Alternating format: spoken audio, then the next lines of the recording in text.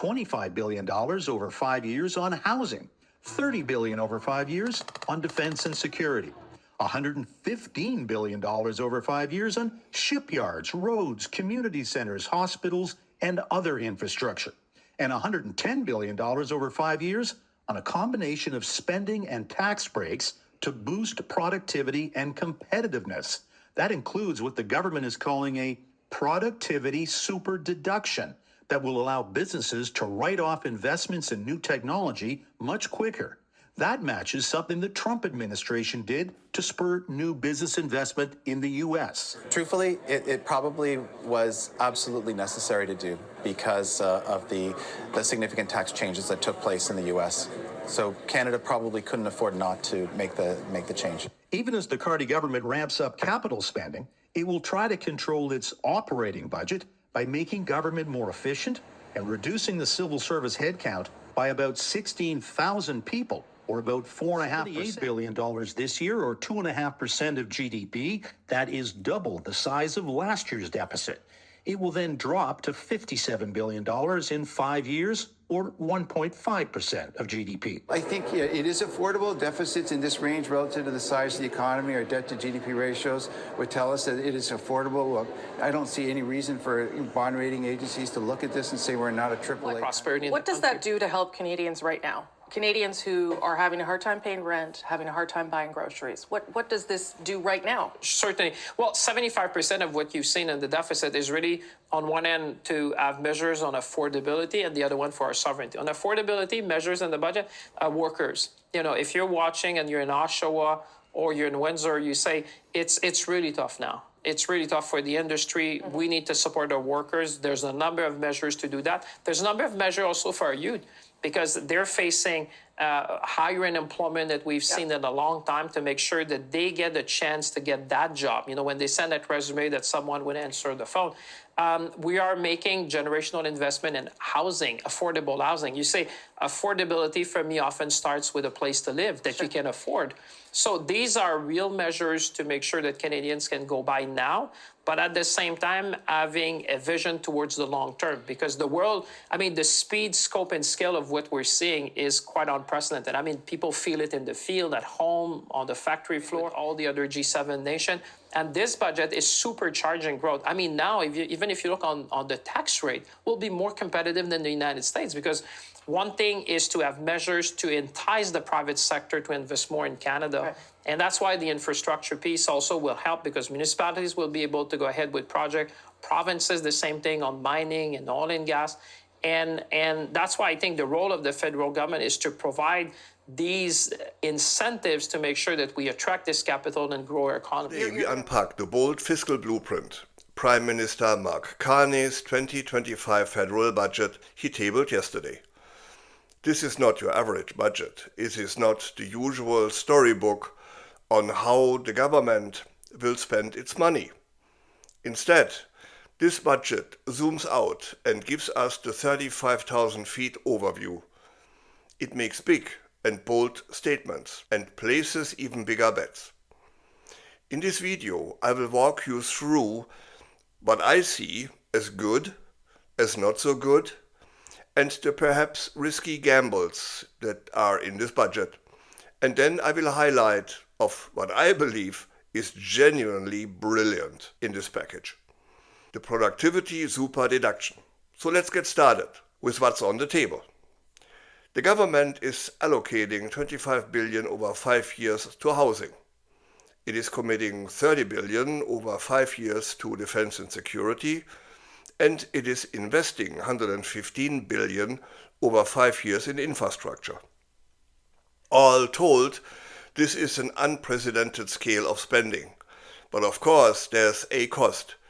The fiscal picture shows a deficit of 78 billion this year and is expected to shrink to 57 billion over the next 5 years.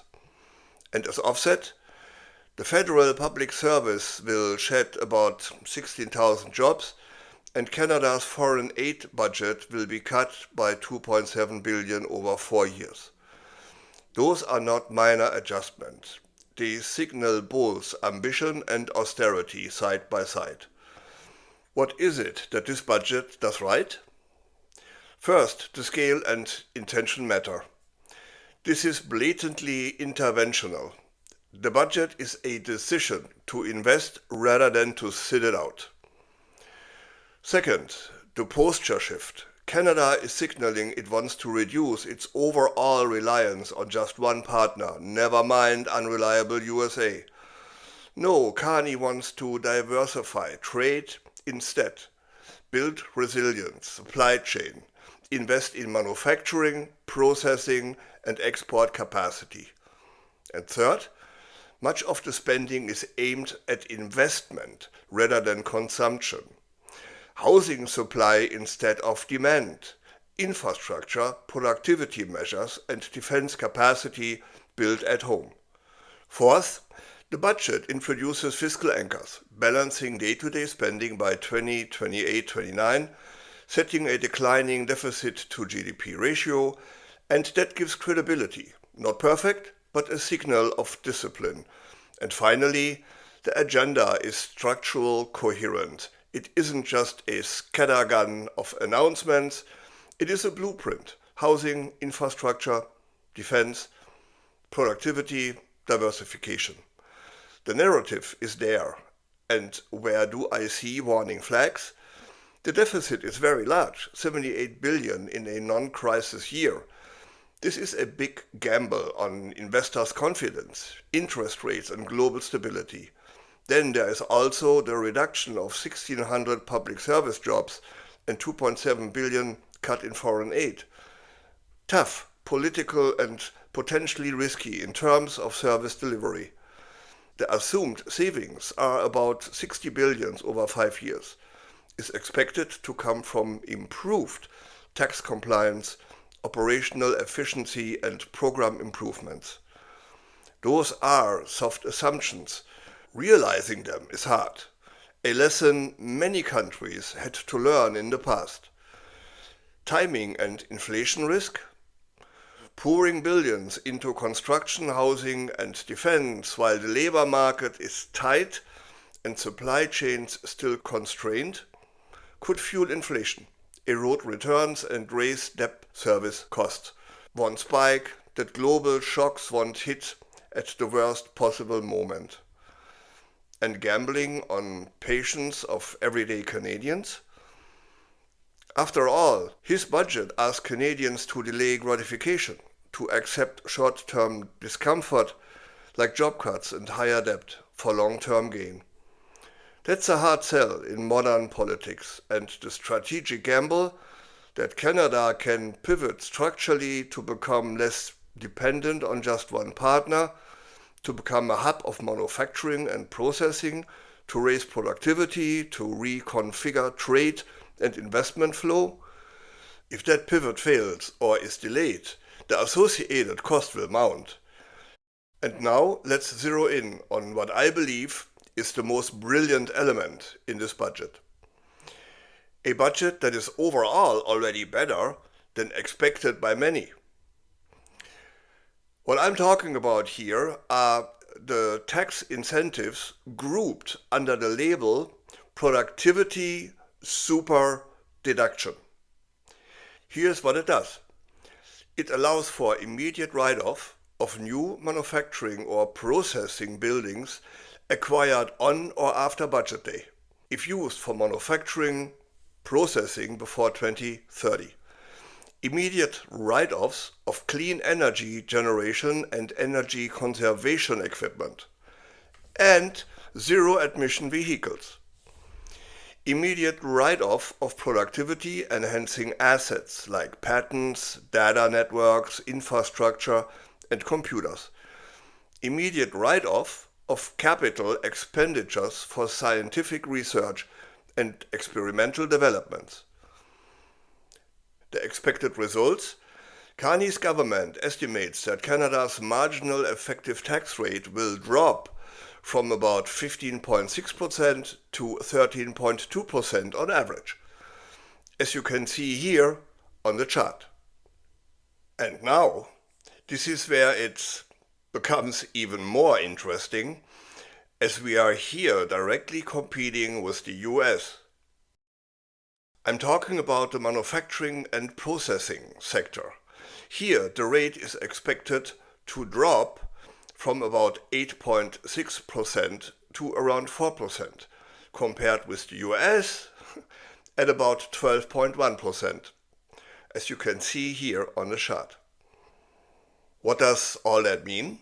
Well, Canada is offering a near zero effective tax burden to businesses that locate manufacturing or processing here in Canada if they invest and qualify. Why is that clever? Because instead of cutting tax rates across the board, which hits government's revenue immediately, this targets new capital investment. It's conditional and aligns with the broader strategy of manufacturing, processing, energy transition, trade diversification, and so forth. And it's not just handing out cash. It is structuring incentives to steer activity. If this works, it could be a game changer for Canada's competitiveness, particularly in the global race to attract investment. Supply chain reshoring, clean energy manufacturing, and critical minerals processing. In short, the productivity super deduction is the pivot that could make everything else in the budget start to pay off. So, there you have it. The 2025 federal budget is ambitious. It's risky, thoughtful, and in parts brilliantly designed. It declares that Canada believes the external world is shifting. Trade tensions are intensifying, defense demands are rising, technological disruption is accelerating, and this budget is meant to respond to all of that. The message is clear. Canada is not content to drift. It intends to build, to diversify, to invest in itself, to be placed where businesses want to invest their money right now. Is this the right move? Is it a genuine long-term vision or simply an expensive miscalculation? Only time will tell. The margin of error are slim. The clock is ticking. And I would like to hear what you think. Drop me a comment. Do you believe this budget will deliver? Or is it a gamble that could cost more than we are bargained for? If you found this video helpful, please hit the subscribe, like and share. If you like the channel's deep dives, ring the bell so you won't miss our next one. Thanks for watching. Until next time, stay tuned, stay informed, stay curious, keep watching how Canada builds its future. I'm Wilfried Lemkula from Europe Curious.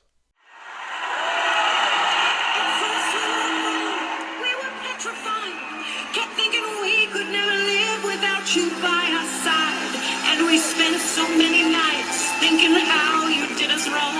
Now we've banded all together. Your tariff made us strong, and so you know you're not so great. There's not a snowball's chance in hell will be your 51st state.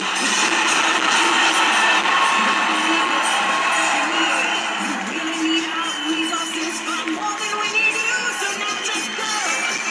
Walk out the door. We do not need you. You're not welcome anymore. Weren't you the one who instigated these trade fights? You'll soon grow to regret it when we turn off your lights and it we'll survive. As long as we can think and what we know is stay alive. We have all we really need. We can live without your greed. We will survive. We will survive. There's been a change. It's time anew.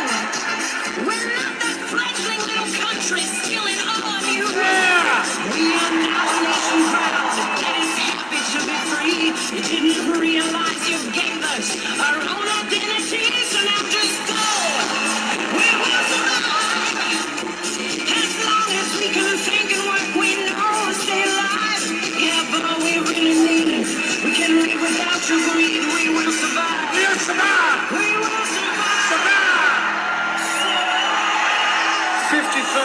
my fucking ass. Go on, Canada.